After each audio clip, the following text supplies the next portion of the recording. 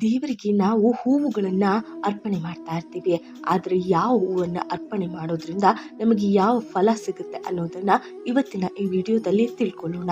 ಮೊದಲನೇದಾಗಿ ಜಾಜಿ ಹೂವನ್ನು ಅರ್ಪಿಸುವುದರಿಂದ ನಾವು ಮಾಡುವಂತಹ ಕೆಲಸದಲ್ಲಿ ತೊಂದರೆ ಇದ್ದರೆ ನಿವಾರಣೆಯಾಗುತ್ತದೆ.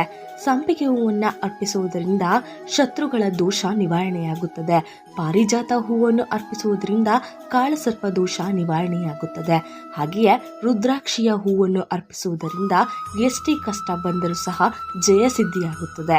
ಲಕ್ಕಿ ಹೂವನ್ನು ಅರ್ಪಿಸುವುದರಿಂದ ಜೀವನದಲ್ಲಿ ಯಾವಾಗಲೂ ಕೂಡ ಸಂತೋಷವಾಗಿರುತ್ತೇವೆ. ಕಮಲದ ಹೂವನ್ನು ಅರ್ಪಿಸುವುದರಿಂದ ದರಿದ್ರ ನಿವಾರಣೆಯಾಗಿ ಶ್ರೀಮಂತಿಕೆ ಪ್ರಾಪ್ತಿಯಾಗುತ್ತದೆ.